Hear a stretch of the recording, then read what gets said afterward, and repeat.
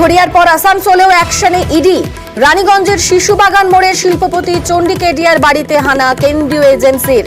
4টি গাড়ি করে কেন্দ্রীয় বাহিনী নিয়েই হানা। ঠিক কিভাবে তল্লাশি অভিযান চলছে, আমাদের সঙ্গে রয়েছেন প্রতিনিধি দীপক। দীপক, বলতে পারবে দীপক? সাত সকালে ইডির এক প্রতিনিধি দল রানীগঞ্জে হানা দিয়েছে। চণ্ডী কেডিয়া ব্যবসায়ীর বাড়িতে হানা। এর বেশ কয়েকটি লোহার ব্যবসার সঙ্গে যুক্ত রয়েছেন চণ্ডী কেডিয়া। এছাড়াও লোহা তৈরি করার কারখানা আছে এবং যে সাত সকালে তার বাড়িতে তল্লাশি অভিযান চালাচ্ছে। সকাল 5:30 থেকে তার বাড়িতে টানা তল্লাশি অভিযান চালাচ্ছে এবং নিরাপত্তার কেন্দ্রীয় বাহিনী মোতায়েন করা হয়েছে বাড়ির সামনে।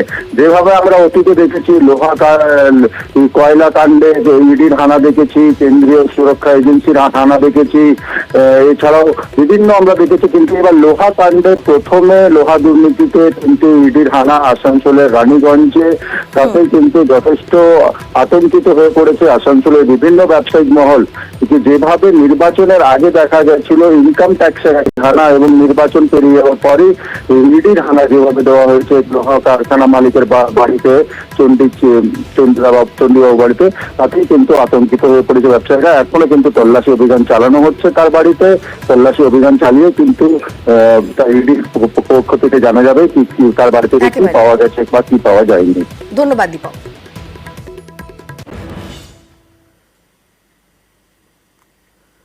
ভিন রাজ্যে সাইবার প্রতারণা মামলায় ম্যারাথন অভিযানে ইডি। টানা 24 ঘন্টা জিজ্ঞাসাবাদের পর আটক বেলঘরিয়ার সফটওয়্যার ইঞ্জিনিয়ার। বৃহস্পতিবার সকালে দেশপ্রিয় নগরের রমেশ প্রসাদের ফ্ল্যাটে এনফোর্সমেন্টের অফিসাররা এবং কলকাতায় বসেই দিল্লির সাইবার প্রতারণার ছক বলে অনুমান কেন্দ্রীয় এজেন্সির। আমাদের সঙ্গে রয়েছেন প্রতিনিধি সুবীর। সুবীর বিস্তারিত বলবে। সুবীর, গতকাল সকাল থেকে কিন্তু আধিকারিক যারা রয়েছেন তারা বেলঘরিয়া দেশপ্রিয় নগরের যে আবাসন, সেই আবাসনে কিন্তু রমেশ প্রসাদের আবাসনে তল্লাশি চালায় এবং তাকে দফায় জিজ্ঞাসাবাদ করা হয় এবং গতকাল সন্ধ্যাবেলা তার শাশুড়িকেও ডেকে পাঠানো হয় এবং তারপর জিজ্ঞাসাবাদ করা হয়। পাশাপাশি তার আবাসনের নিচে থাকা যে গাড়ি, সে গাড়িও কিন্তু গাড়ির ভেতর থেকে বেশ কিছু নথি উদ্ধার করে ইডির আধিকারিকেরা এবং গতকাল রাত্রিবেলা গভীর রাতে পাটনা থেকে একজন ইডির আধিকারিক আসেন এবং তিনিও এসে কিন্তু জিজ্ঞাসাবাদ করেন এবং আজকে সকালবেলা কিন্তু 24 ঘন্টা জেরার পর আজকে সকালবেলা কিন্তু রমেশ প্রসাদকে ইডির আধিকারিক যারা রয়েছেন তারা আটক করেছেন। ইডি সূত্র থেকে যেটা জানা যাচ্ছে যে পাটনা, বিহার এবং দিল্লি এই সমস্ত জায়গায় কিন্তু কলকাতায় বসে কিন্তু বিভিন্ন প্রতারণার এখান থেকে করা হতো এবং কলকাতাতে নিউ টাউনের অফিস করে সেখান থেকে কিন্তু প্রতারণার চালাতো রমেশ প্রসাদ এবং তার সাকরেদরা এবং গতকাল হাওড়াতেও অভিযান চালানো হয় এবং সেখান থেকে এই যে যেটা মনে করছে আধিকারিকরা যে এই রমেশ প্রসাদই হচ্ছে মাস্টার মাইন্ড এবং এই কিন্তু মূল অভিযুক্ত বলে জানা যাচ্ছে এবং তাকে আটক করে নিয়ে গিয়েছে এবং তাকে সিজিও কমপ্লেক্সে নিয়ে যাওয়া হয়েছে এবং সেখানেও কিন্তু তাকে জিজ্ঞাসাবাদ করা হবে, এমনটাই কিন্তু ইডি সূত্র থেকে আমরা জানতে পারছি। ধন্যবাদ সুবীর। নিট নিয়ে অস্বস্তি, তারই মাঝে এবার নেট বিড়ম্বনায় মোদী সরকার। 18 জুন পরীক্ষা নিয়ে পরের দিনই তা বাতিল করতে হলো শিক্ষা মন্ত্রককে, কারণ এই পরীক্ষাতেও অনিয়ম হয়েছে বলে তারা তথ্য পেয়েছে। তাই তড়িঘড়ি পরীক্ষা বাতিল। সিবিআইকে বলা হয়েছে তদন্ত করতে। এ নিয়ে দেশ জুড়ে শোরগোল। বিরোধীদের নিশানায় মোদী সরকার। সমালোচনার মুখে আসরে নামতে হয় শিক্ষামন্ত্রীকে, স্বীকার করতে হয় দায়।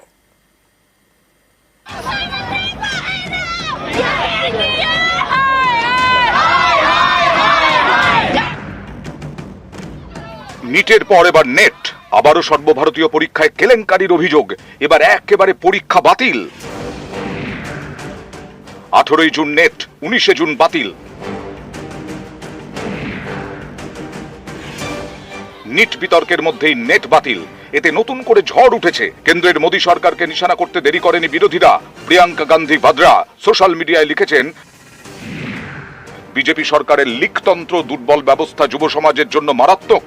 নিট কেলেঙ্কারির পর এবার অনিয়মের আশঙ্কায় নেট বাতিল। কেন্দ্রের শিক্ষামন্ত্রী কি এর দায় স্বীকার করবেন?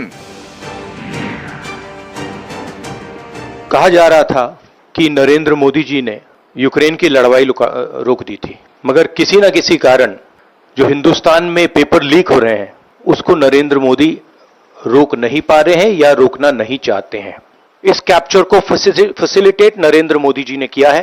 क्या आप निजी तौर पर लोकसभा में इस विषय को उठाएंगे? हाँ, उठाएंगे, पार्लियामेंट हाउस पे उठाएंगे। 24 लाख बच्चे अगर किसी एग्जाम में बैठते हैं, 4, 5, 6 सेंटर में कहीं पर कुछ अनियमितताएं होती है उस पर सरकार पूर्ण तरीके से संज्ञान भी लेती है, उस पर जैसे जैसे इंफॉर्मेशन आती है कार्रवाई भी करती है।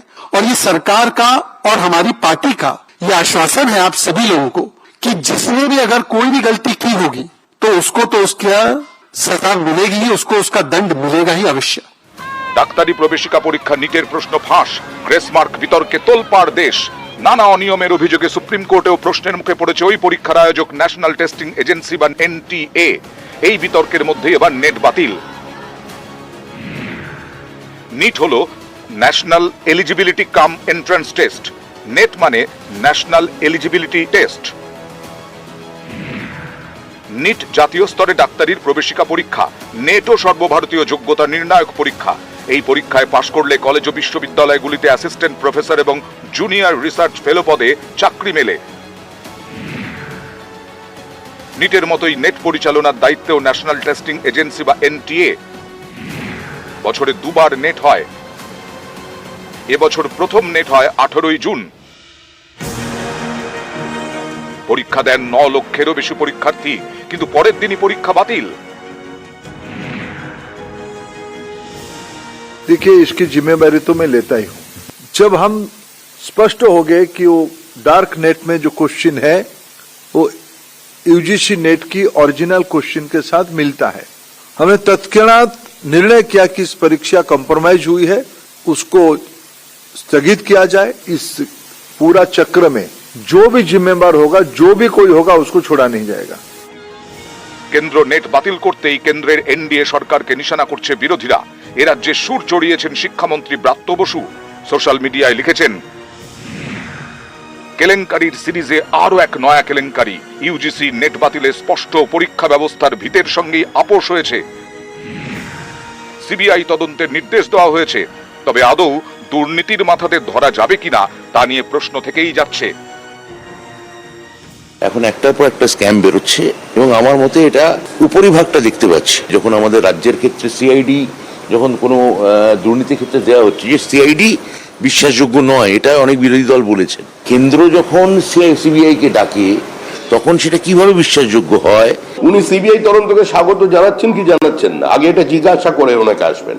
উনি এটা দিয়ে কি বলতে চাইছেন যে এ রাজ্যে সিবিআই যে তদন্ত চলছে, যেটাতে ওনার শিক্ষামন্ত্রী জেলে গেছে কিন্তু আসল রাঘব বোয়াল জেলে যায়নি, তিনি জেলে যাবেন কি যাবেন না, উনি ঘুরিয়ে এই কথাটা বলতে চাইছেন। নিট নিয়ে তোলপাড়ের মধ্যেই নেট বাতিল, এতে নতুন করে রাজনীতির হাওয়া গরম। নিউজ 18 বাংলা।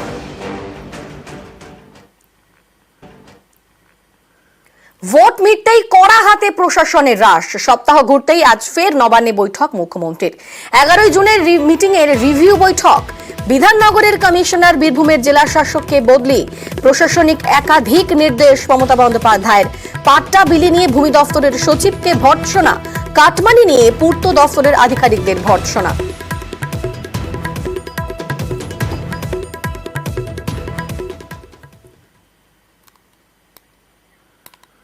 উদ্বাস্তু পাট্টা বিলিতে বেনিয়ম এবং ভূমি ও ভূমি রাজস্ব দফতরের সচিবের কাজে ক্ষুব্ধ মমতা বন্দ্যোপাধ্যায়।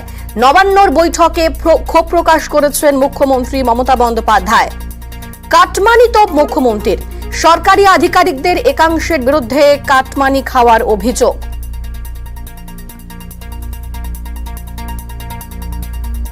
পিডব্লিউডির আধিকারিকদের একাংশকে তোপ মমতার। নবান্নর বৈঠকে তোপ মুখ্যমন্ত্রী মমতা বন্দ্যোপাধ্যায়।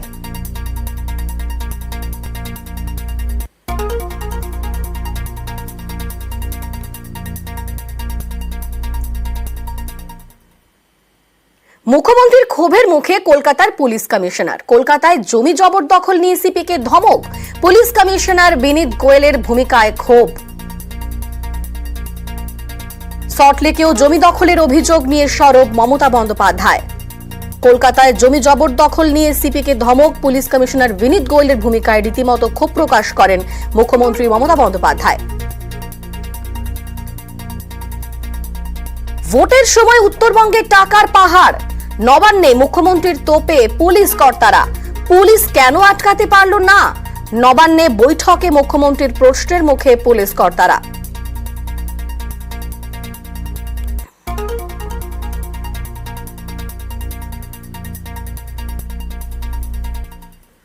এবার পুরসভাগুলির কাজে নজর মুখ্যমন্ত্রী মমতা বন্দ্যোপাধ্যায়ের। পুরো ট্যাক্স, জল অপচয় সহ একাধিক অভিযোগ।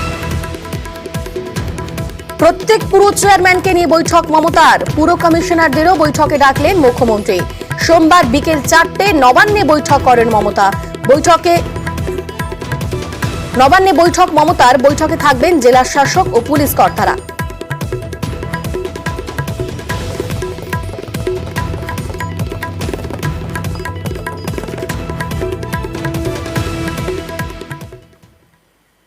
নবান্নে মমতা চিদম্বরম বৈঠক। সোনিয়ার বার্তা নিয়ে মমতার কাছে চিদম্বরম। বিরোধী জোট নিয়ে মমতা চিদম্বরম আলোচনা।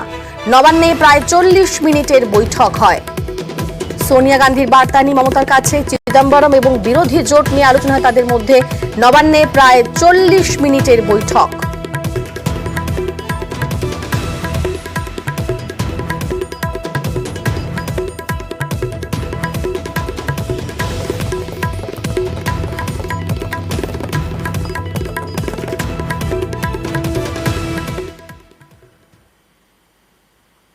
জম্মু কাশ্মীরে আন্তর্জাতিক যোগা দিবসের অনুষ্ঠানে নরেন্দ্র মোদী। শ্রীনগরের শেরি কাশ্মীর ইন্টারন্যাশনাল কনফারেন্স সেন্টারে যোগা দিবসের অনুষ্ঠানে যোগ ব্যায়ামকে দৈনন্দিন রুটিনের মধ্যে আনার বার্তা প্রধানমন্ত্রী। धीरे धीरे धीरे उनका मेमोरी पावर बढ़ता जाता है। वैसा ही ये किसी भी काम में मन लगाने की आदत, ध्यान केंद्रित करने की आदत, फोकस में काम करने की आदत उत्तम से उत्तम परिणाम देती है, स्वयं का उत्तम से उत्तम विकास करती है और कम से कम थकान से ज्यादा संतोष मिलता है।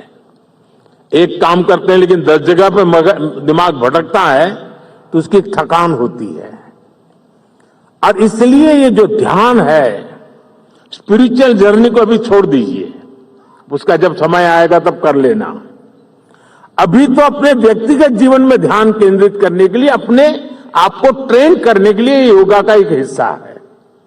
अगर इतना सहज रूप से आप इसको जोड़ेंगे, मैं पक्का मानता हूं साथियों, आपको बहुत लाभ होगा। आपकी विकास यात्रा का एक बड़ा मजबूत पहलू बन जाएगा। और इसलिए योग सेल्फ के लिए जितना जरूरी है, जितना उपयोगी है, जितनी ताकत देता है, उसका विस्तार सोसाइटी को भी फायदा करता है। और जब सोसाइटी को लाभ होता है तो सभी मानव जात को लाभ होता है, विश्व के हर कोने में लाभ होता है। मैं अभी 2 दिन पहले एक मैंने वीडियो देखा। इजिप्ट ने, मिस्र ने एक कंपटीशन ऑर्गेनाइज किया और उन्होंने टूरिज्म से जुड़े हुए जो आइकॉनिक सेंटर्स थे, वहां पर जो बेस्ट योगा की फोटो निकालेगा या वीडियो निकालेगा उसको अवार्ड दिया। এবার নজর রাখবো আমডাঙ্গার দিকে। আমডাঙ্গায় তৃণমূলের গোষ্ঠী কোন্দলের অভিযোগ। উত্তপ্ত আমডাঙ্গার খুড়িগাছি গ্রাম। আহত তৃণমূলের পঞ্চায়েত সদস্য সহ 3। আমডাঙ্গায় তৃণমূলের গোষ্ঠী কোন্দলের অভিযোগ সামনে আসছে। উত্তপ্ত হয়েছে আমডাঙ্গার খুড়িগাছি গ্রাম। আমাদের সঙ্গে রয়েছেন প্রতিনিধি জিয়াউল। জিয়াউল, কি কারণে এই গোষ্ঠী কোন্দল, কি খবর পাচ্ছে? দেখো, সপ্তাহে কিন্তু এলাকা দখলকে কেন্দ্র করে এই গোষ্ঠী দ্বন্দ্বে উত্তপ্ত হয়ে উঠেছে আমডাঙ্গার বোদাই গ্রাম পঞ্চায়েতের খুড়িগাছি 135 নম্বর এলাকা। অর্থাৎ এখানে যে পঞ্চায়েত সদস্য রয়েছে, সেই পঞ্চায়েত সদস্য বাজার থেকে যখন বাড়ি ফিরছিল সেই সময় তার উপরে অতর্কিত হামলা চালায় দলেরই, শাসক দলের এক অংশ, অর্থাৎ তোয়েব আলী, তিনি তৃণমূল কংগ্রেস নেতা, তার দিকে অভিযোগের তীর।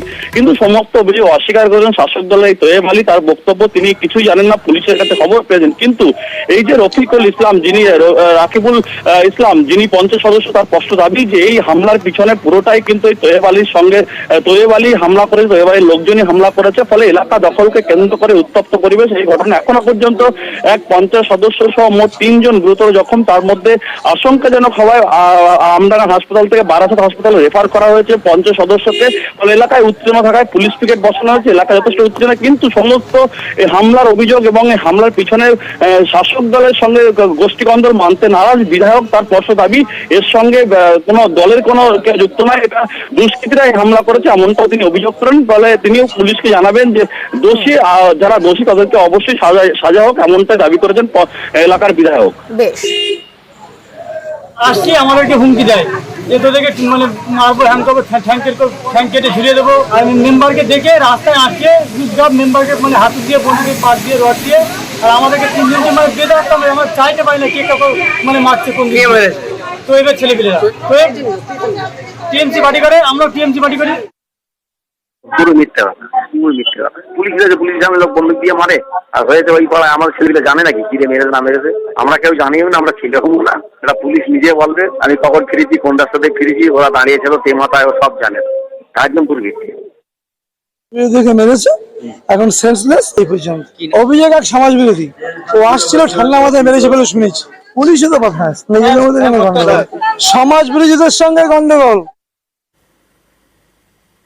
ভোট মিটলেও অশান্তি কোচবিহারে। মাথাভাঙায় তৃণমূলের অফিসে হামলার অভিযোগ। কান্দুয়া মোড়ে তৃণমূলের পার্টি অফিসে তাণ্ডবের অভিযোগ উঠছে। ভেঙে দেওয়া হয়েছে পার্টি অফিসের গেট, এমনকি অফিসে ঢুকে সমস্ত আসবাবপত্র তছনছ করা হয়েছে। ঠিক কি ঘটেছে, আমাদের সঙ্গে রয়েছেন প্রতিনিধি রাজেশ।